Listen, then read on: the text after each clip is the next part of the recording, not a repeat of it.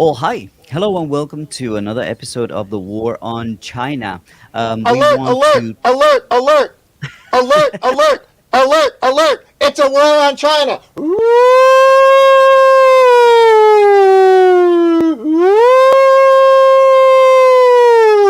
War on China, war on China. U.S. soldiers in Taiwan. Biden, Mr. Xi, we will honor the Taiwan agreement as always. Of course we will. Soldiers in Taiwan. What? Mr. Xi, we will honor the Taiwan agreement as we always said we will. Of course we will. We would never not honor the Taiwan agreement. We want to calm things down.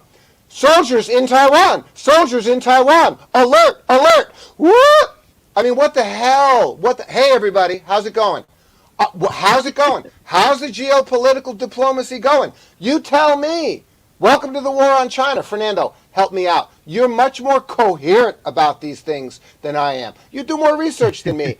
I just touch on the surface and then I get upset. I mean, it's unbelievable. Fernando, talk to me, please. I Well, love you, we are brother. going Good to to see talk you. about. Good to see you, man. We're going to be talking about a whole bunch of stuff related to this news related from Western media about troops in Taiwan. The There's interesting more. thing about this one is that there's a couple of things that were known from some time ago. Let me share a picture right here. This is something that a senator tweeted a few months ago. Let me find him where he is, right here. I don't know if you guys can see it there. Okay, I'm using this new feature, so give me 1 second, guys. Sorry. Column. Now I want to see this one. Okay, this is a senator saying that there's 30,000 troops in Taiwan, and he posted this a couple of weeks ago. Let me remove this 1 second. This is not showing the way I wanted it. Sorry, guys. Um, but it's right here. So let me see if I can show it from here. Where is Senator? Here. Okay. So basically, Senator is saying that there's 30,000 troops, and he said it a few months ago. So the argument that Beijing doesn't know about this is kind of strange, right? There you go. Senator John Cornyn saying 30,000 troops in Taiwan. That was very upsetting to a lot of people because what? We didn't know that this was true. Although people say that there's been troops in Taiwan for a very, very long time. The problem is how many are there and what are they doing? And the issue with what this news showed up, yeah, U.S. troops have been deployed in Taiwan for at least a year, is what they're doing. They're training soldiers as separatists to fight That's exactly against what they're doing. the PLA, and that's an issue. Yeah, yeah. That's Um, exactly. yep, I tell mean, me. I love the way you said it. I wouldn't have thought of it. That's brilliant, Fernando. They're training soldiers to be separatists, just like they trained the Uyghur separatists to be separatists up in Xinjiang to make trouble there. Why? Because Xinjiang is a key right in the middle. It's the key bridge out to the Belt and Road, out to the rest of the world. That's the strategic problem with where Xinjiang is located. Happens to be Pambian. Pambian is Chinese for next to Afghanistan. Hello. So they're training soldiers in Taiwan as separatists. Thank you. What are we talking about? Taiwan's a country. It's separate from China. What? No, excuse me. Hello? Listen to me, people. I know you, how do I say this? Puerto Rico it's separate from America. It is. It's separate. It's different. It's got some independence. I absolutely. California, it's a state. It's part of the United States, but it's really different. Man, folks, they do stuff in California that they don't do anywhere else. Everywhere in America, the other 49 states, with the exception of with no exception, think what they do in California, the policies, the way they run the government, they think they're out of their frickin' minds. They starve farmers in farmland to save little fishies. That's what they do in California. So they're very independent in California, too. And Taiwan, it's got a big high degree of independence, which I'm going to, by the way, tell you about why, going back to the 1930s, the things that I've learned and researched in the last 3 days that'll boggle your mind about Chiang Kai shek and Mao Zedong and the 1930s and why the United States supports Taiwan. But at the fundamental root of it all, no. No matter how much you want California to be different and separate from the United States, it isn't. It's a state. You see? And no matter how much you want Puerto Rico to become the 51st state, you can want that all you want. Desire it, work on it, legislate, do votes, everything. But until it is, it isn't. Okay? And that's the case with Taiwan. Get it straight through your heads. I have no problem with the fact that anybody The wants Taiwan to be independent. If they can make a deal with Beijing, fine. But that isn't going to happen. We don't, it's not our concern. Well, the thing is that a lot of people will say, like, oh, you're just saying this. You're just saying this because you have to say it. But it is not us saying it, is international law. Think about that. You just said that California is a state. And as true as that is, it is also true that Taiwan is a state, that Hong Kong is a state. There are states, but that doesn't make them a country. What makes a country a country? You have to be a sovereign state. And what gives a state that sovereignty? There's two kinds of sovereignty. One is called the de facto sovereignty, where you have the people, the currency, the military, all the legal infrastructure that is necessary. And then you have de jure sovereignty, which is basically when the rest of the world admits that you or recognizes you as a country. So de facto means that Hong Kong has its own passport. Hong Kong has its own currency. Hong Kong has its own legislation and different system. Yes, it's a But it's not a state by country! definition, but it's not But a it's not. country. It's not a country. So Taiwan is exactly the same thing. Now, very important. How many countries recognize Taiwan as a country? That's why de jure sovereignty comes from the international recognition of a country as a country. Well, over the last 20 years, 9 countries have backed off from supporting Taiwan as a country.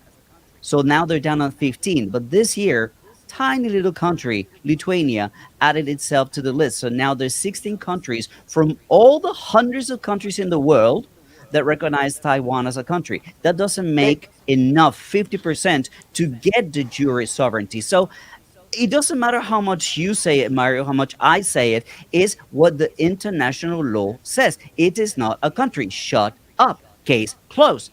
Now, and, what does it mean when there are okay, troops go. in Taiwan? Who is invading who? Who is invading who? Thank you. If we Thank just you. assumed, if we just ascertained that Taiwan is not a country, Taiwan is part of China, then who's invading who? What are those troops doing there? So I gotta take people back and let them know how much China needs to be credited for how peacefully they're taking all this situation. As you said it, talk about Puerto Rico. Imagine if China had troops in Puerto Rico, if China had missiles Troops in and bases California. in Mexico, in Canada, all around the United States. Think about if China had submarines hitting rocks around the Florida Keys. I mean, think if that were happening. At that point is the only time when you can actually say China is the aggressor. But reverse the situation. Who's the aggressor here? And they say, oh, we're just defending trading routes. We're defending trading routes because the South China Sea is very important. The Asian countries along the South China Sea are calling us to defend the trading routes. Bullshit. Bullshit. These are disputes that are always settled diplomatically. And whenever there is exercises that are military, guess who? It's not just the Asian countries calling Western countries, which is up for debate. I haven't heard about that. But here's an example of, well, Asian countries cooperating together. Oh, Indonesia and China hold joint military exercises. Oh, China's navy to join Thailand and Malaysia for training exercises. Oh, Malaysia to host China, Thailand, and naval drills. You're not needed, Western forces. You're not needed. The countries along the South China Sea are cohesive, are together, and they resolve the disputes diplomatically. Mario. Yes, and let me now throw the bomb of all bombs on top of all the wonderful 5, 6 points that Fernando just made. Besides international law, besides the recognition and the obvious insanity of things like China troops being elsewhere to influence other countries. I mean, this is just unbelievable. Besides all these fabulous points, let me put the cherry on the cake, okay? Because you're still confused. I can see it in your eyes. You're still confused. Oh, but Taiwan, it's a country. No. Taiwan's own constitution doesn't even refer to it as a country. That's called a mic drop. Taiwan's own constitution doesn't even, besides international law, besides the 1972 or whatever Taiwan U.S. Japan agreement that guarantees the togetherness of China and Taiwan. It's Taiwan's own laws written into their own country's constitution that does not refer to it as a country. So, case closed, double over, and there's the cherry on top of the cake. Now, the beauty People of this, always say, Fernando, yeah, tell me. Sorry. the beauty of, no, it's okay, I'll segment into the next part. I'm going to share background. But go ahead, finish. Go to your next point, and then let me go into the background of this Taiwan insanity. I found the root of it yesterday. Yeah. My point here is that a lot of people say, like, oh, but what is Taiwan's claim? If you look at Taiwan's claim, Taiwan actually says that they are the actual government of all of China. Their claim is that the ROC is the island of Taiwan and all of China, plus part of India and part of Russia. That's Taiwan's claim. So if you reverse this whole idea that, oh, Taiwan is an independent country because Taiwan has its own passport, Taiwan has its own government, Taiwan has its, well, reverse it.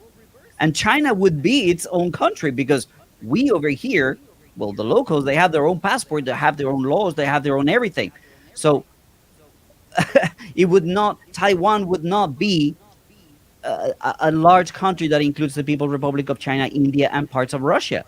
It isn't. So you cannot go by the de facto claim that a state has, that, oh, I'm a country. You got to go by the de jure claim, which is, do other countries recognize you as a country? And they don't. So, yes, let's go to your point, Mario. Folks, I'm about to, I'm not the original source. I'll reveal the original source in a moment. What I'm about to tell you, though, in the modern day, which is, like in, say, 2020, 2021, where we are this last quarter, nobody's talked about these key points on Taiwan that I'm about to talk about and reveal the source. When I tell you what I'm about to tell you, it's going to boggle your mind. And the source is James Bradley, the award-winning, amazing author and historian who boggled my mind, in which I'm sharing it with you. So James Bradley wrote, the original was Iwo Jima, the James Bradley author. I got the video here. You want me to show the video? Yeah. No, not yet. So okay. He published, Flags of Our Fathers, which was then made into a movie. Okay, great. So this is the guy. And then, more importantly, and to the point, is the other book that he had written, which I began researching through my friend Gary, who introduced it to me, because I got the role of General MacArthur in CCTV Prime Times Crossing the Yalu River about the battle, the Korean War, which China refers to as the war of U.S. aggression on the Korean Peninsula, which is a very accurate way of describing it, by the way. So because and that was amazing that I got to play General MacArthur. Yeah, here, let me do MacArthur for you for a second. Listen to me. We're going to cross. What is it? No, wait. I want it because I got my script exactly right. Listen to me. We're going to cross the Yalu River and we're going to destroy China once and for all. Yeah, that didn't work out real well since 20 years ago there, 71 years ago there, General MacArthur. Didn't work out real well at all, okay? So check out Crossing the Yalu River, Kwagwa Yalu Jiang. CCTV Prime Time was the most important TV series of China for 2021.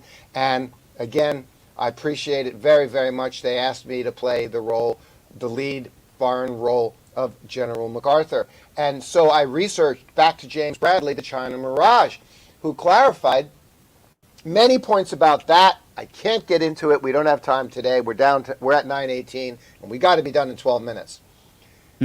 Well, are you ready for this? Something... I didn't get to it yet. I didn't get to it yet.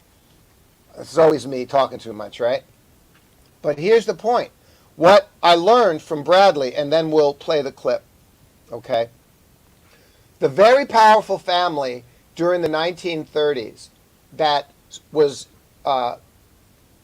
the Song sisters and brother, the whole Song family, Song Qinling, I believe I just said her name correctly, they were educated and raised in the United States. Again, remember, this is the 1930s, so this is the root of it, Fernando, and this matters to you and me because we spent a month shooting the documentary of that period, which we're still not allowed to talk about because it's still not released yet, okay?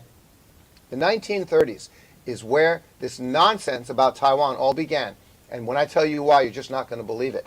The Song sisters, the Song family, powerful family, Chinese family, raised in America, educated in America, bamboozled, lied to Franklin Delano Roosevelt, the President of the United States, bamboozled them into believing that Chiang Kai-shek would lead the China Mirage, as James Bradley refers to it. And what was the China Mirage? That China wanted, the people in China, this is in the 1930s, wanted to be just like Mike. Be like Mike. Be like the United States. They wanted to Christianize, and they wanted to be like Americans. They didn't like their own Chinese identity. I mean, can you imagine being that arrogant and crazy and delusional to believe that? So because that was the China Mirage in American politics, the Song family bamboozled Franklin Delano Roosevelt. They made a deal, okay? The deal that they made with a guy, named who? Chiang Kai-shek. What? Chiang Kai-shek? The leader guy? The one that opposed Mao? Yeah. The one that lost to Mao? Yeah. You didn't hear that part of the story. Mao was the winner. Chiang Kai-shek was the loser. This is not me being rhetorical or political. This is the historical facts. Read James Bradley's book. He's a historian. This is not about politics. Mao won. Chiang lost. Chiang Kai-shek lost. But the Song sisters, what was it all about?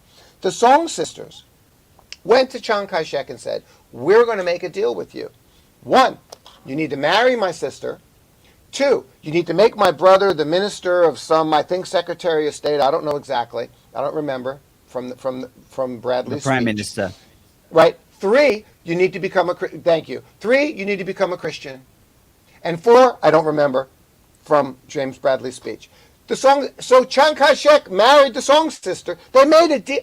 They literally, folks, made a deal. And that deal was to bamboozle. Then they went to Roosevelt and said, look what's going on. Chiang Kai-shek is going to lead China to become Christian. He married my sister. They made a deal and bamboozled Franklin Delano Roosevelt. Delano Roosevelt. Delano. And then I'm done. 30 seconds. Delano. Write that down. Spell it. Delano. The grandfather of Franklin Delano Roosevelt, who made his fortune doing what? The opium trade. The opium trade. Did you know Yale, Princeton, and I can't continue saying now because we're out of time, were all funded by the opium money. Okay? This is the original root. So when Chiang Kai-shek lost to Mao, he lost. Folks, he didn't win. He lost. He was the loser that ran with his ass tail hanging out, ran to Taiwan. But America thought, oh, we're backing Taiwan. We're backing Chiang Kai-shek, who lost because they got bamboozled by the Song family. That They China was backed going to the become losing horse. Christian. That China was going to become Christianized. Folks, this was 70, 80 years ago, and it continues to today. I'm done. Isn't that incredible, Fernando? Well, let's bring it back to today and the politicians that are rooting for conflict here in China. It is very important whenever we talk about Taiwan to talk about the Rand Corporation paper that was published in 2016. We've talked about this many times. I invite you guys to all find it and read it. It's 300 pages, but it's going to blow your mind when it comes to uh, military calculations that are being made. Basically, this increase in aggression that we see from the West, it's calculated. It is Yeah, calculated. So it read is. the Rand Corporation report. By 2025, it will, the difference between the armies and the defense systems and the military losses is going to be minimal. So they got to do it before that. This is why They're I not want going to to do show it. It's you already over. very short clip, a very short clip of this man who is just watch. Question was whether we could get the American people exercised enough that they would be willing to fight in those specific situations. And I think that the United States is so good at threat inflation and fear mongering that we'd have no problems with that issue. Robert Daly.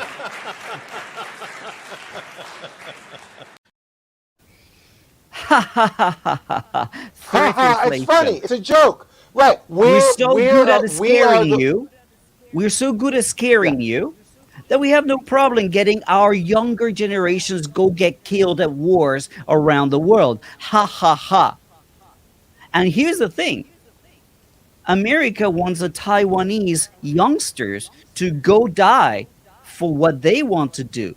There's not going to be many Americans. They want it to be a proxy war. So, people in Taiwan, the leaders in Taiwan, the people who support the government of Taiwan, do you realize that you're being manipulated? Do you realize that China wants a peaceful unification? How many times have they said it? And it doesn't have to be today, it doesn't have to be right now. China says we want peaceful reunification, period. Whenever it happens, it happens. But your politicians are selling you can of a father to go fight a war that is going to make money to the military industrial complex of the United States. You people in Taiwan Afghanistan. understand that you're being played. Think of Afghanistan, yeah. Afghanistan was, and folks, it's crystal clear. It's crystal clear that Afghanistan. Why did it continue?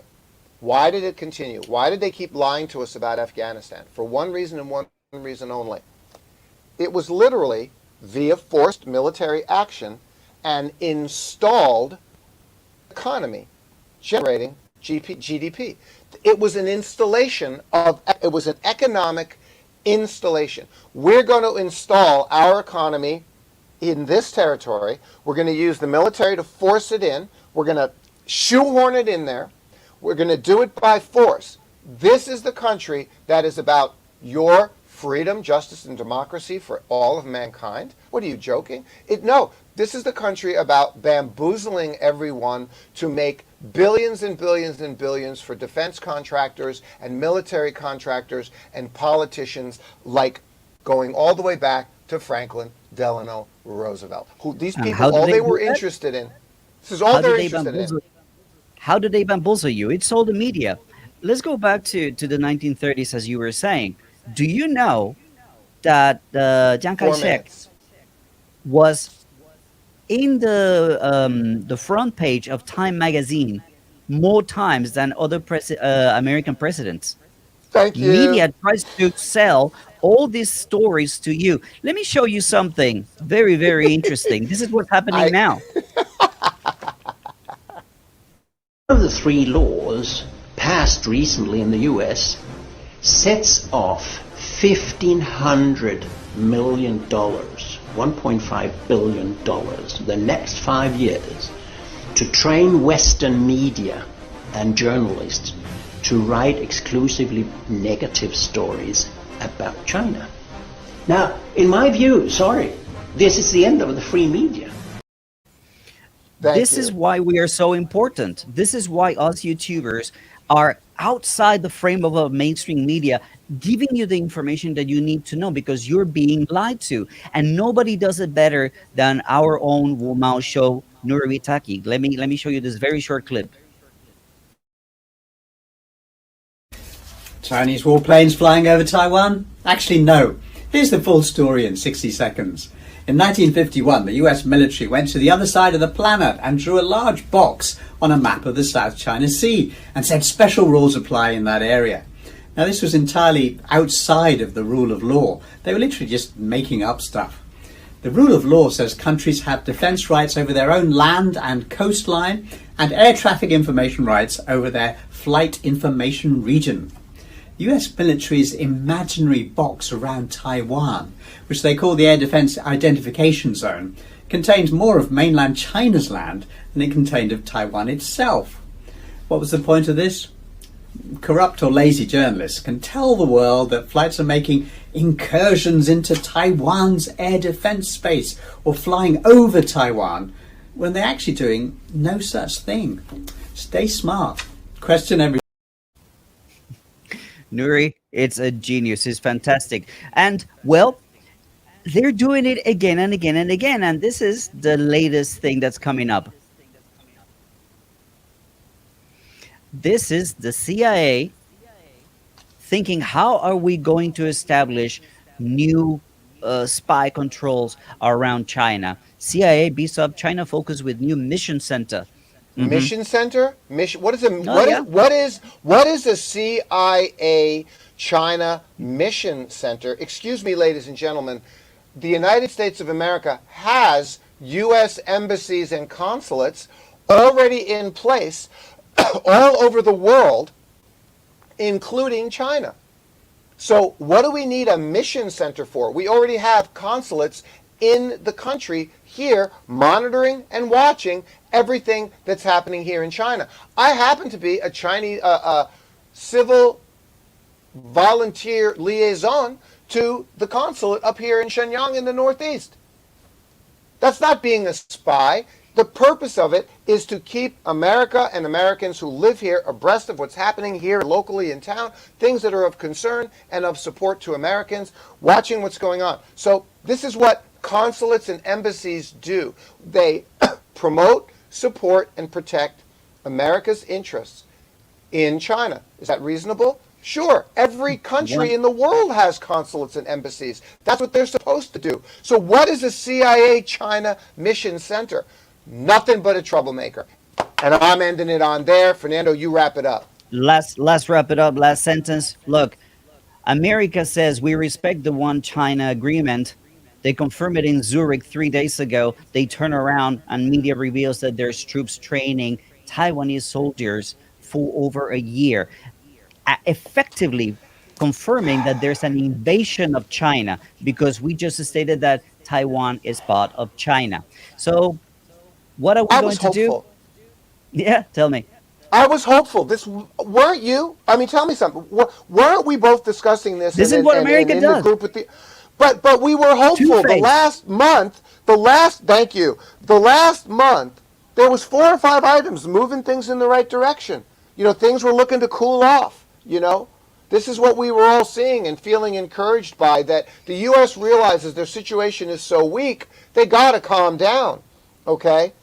China is the center of the world economically. I know that bothers everybody. I know that might bother you, but it's accurate, okay? China is the growth engine of the world. It's the center of the world. It's the largest, safe, stable, and successful and capable country on the planet that is supplying the planet in the middle of a pandemic. Why would you want to screw with that place? I mean, that's just lunacy. Thank you, Fernando. Wrap it up, buddy. All right, guys. That's it. See you next time.